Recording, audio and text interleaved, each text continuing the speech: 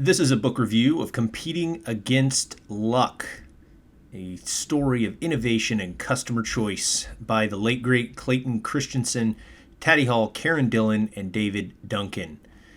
The main takeaway for this legendary marketing book is that many companies rely on sheer luck to propel them forward. Though they spend millions on market research, sales, and marketing, they rarely achieve their intended sales profitability. This book tells why. Reading Competing Against Luck will completely change the way you look at your products or service offering. It is full of tips and insights on how companies can zero in on their customers and what they're actually wanting to buy, and then work on offering those products or services in a way that speaks to them correctly. This book helps you figure out the customer's purchasing behavior and reasons for buying. And spoiler alert, it's not going to be what you think. Quick note is to not stop reading this book until you get all the way through the Milkshake Story. That is a for sure something you have to do. What you will learn, bullet points, why customers are buying your products or services, how to define your business and your competition, understand why customers hire or fire a product, create products that customers want to buy at any cost, understand and implement the job to be done approach, and how to effectively use this theory in life. How to ask clearly defining questions to understand customer behavior. On to the book summary. Each time anyone buys a product, Clayton says that we hire it to do a job for us. Perhaps we've hired a magazine to entertain or educate you while on the subway. If the product does the job well, we will hire it again, and when we're faced with the same problem in the future. However, if the product doesn't solve our problem or does a subpar job, we will fire it and look to hire another product to do the job more successfully, solving our problem. The growth and success of any company is driven by customer behavior and consumer buying behavior. Companies know that purchasing behavior or customers form the basis of their sales and marketing. They know that to scale up and soar ahead of their competition, they need to innovate and come up with products or services to address the needs of the customer. Yet, companies rely too much on luck for their progress. The business and the entrepreneur would benefit tremendously if they read this book, fully digest it, and implement it. A few more sentences from the introduction had me thinking, how do leaders know how to grow? How can they create products that they're so sure customers want to buy, and can innovation be more than a game of chance? In this book, Clayton examines what causes growth, how to create it, and how to analyze it. A contrasting look at this question can also be found and answered in a different way in the book Influence, bestseller. The Milkshake Story is powerful and applicable in every single business across every industry. Clayton was asked to conduct a research by an employer, a major fast food chain. The research was needed to find out how to boost their milkshake sales. To do this, he sat in restaurants and took down notes on the characteristics of the consumers buying the milkshake. After they were done with their purchase, he would attempt to analyze their buying behavior.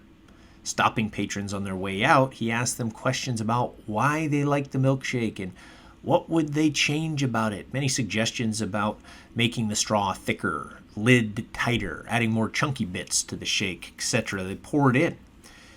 Based on post-purchase behavior research, the company made all the requisite changes. They launched a big campaign announcing their market, all the changes made, and presenting their new and revamped milkshake. But nothing happened.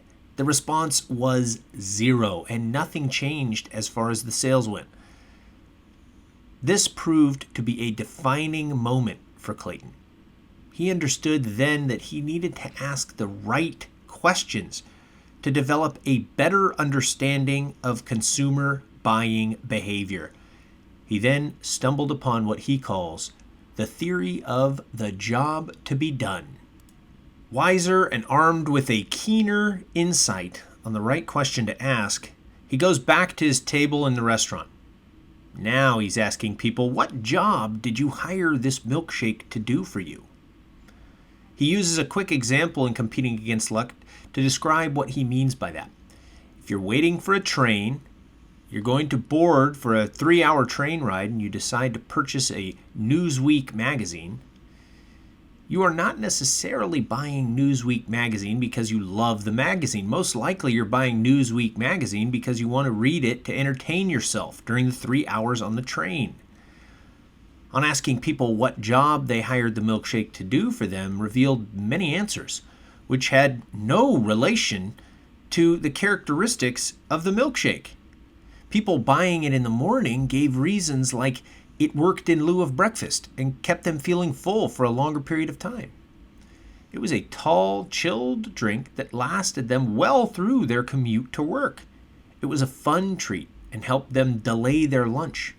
In most cases, buyers compared it favorably against a protein bar or a banana, which were gone far too fast and not nearly as fun to eat. Research on weekend buyers coming in with children revealed that they bought the milkshakes as a small treat for their children. This treat, being pocket-friendly and not too overwhelming, eased their guilt and made them feel like, quote, good parents. None of them focused on the attributes like yummy, chocolatey, caramelly, straw thickness, how tight the lid was, or if the amount of chunky bits in the shake were right. Based on this research, the company set up quick kiosks and buying experience where people could just pick up their milkshakes and swiftly exit. Guess what? Sales shot up. This study was a revelation on addressing the right question. What job is the buyer of the product hiring this product to do for them? It developed the theory of the whys of consumer behavior and customer buying behavior. Another book to be enjoyed with reframing your perspective on this is Blue Ocean Strategy. Every company should adopt this evolution practice for all their products, brand, or at least each product line. And many more examples are strewn through the entire contents of the book supporting this theory. And then a final book suggestion on standing out and being different than other brands is Purple Cow. About the authors.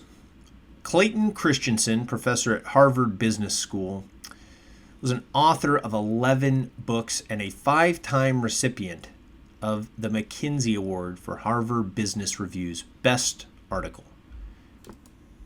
He was the co-founder of 4 companies and has twice been named the world's most influential business thinker in a biannual ranking conducted by Thinkers 50. He passed away in February of 2020. David S. Duncan is a trusted advisor to top leaders at many of the world's most iconic companies, helping them to navigate disruptive change, create sustainable growth, and transform their organizations.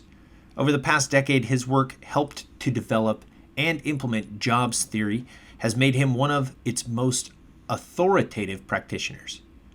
Karen Dillon is the former editor of a Harvard Business Review and co-author of Christian's New York Times bestseller, How Will You Measure Your Life? Taddy Hall is a principal with the Cambridge Group and leader of Nielsen's Breakthrough Innovation Project. This has been a book review of Competing Against Luck, a wonderful book written by the legendary, late, great Clayton Christensen and his co-authors. If you're in the marketing industry, this is a must-read and learn how people are making decisions and how you can position your brand to do a better job of providing the job to be done. There are many other book recommendations made in this summary, and you can find links to all of those in the blog post. I would encourage you to pick up copies of all those other books. They're spectacular reads as well. Thanks again for listening to this book review, and we'll see you in the next one.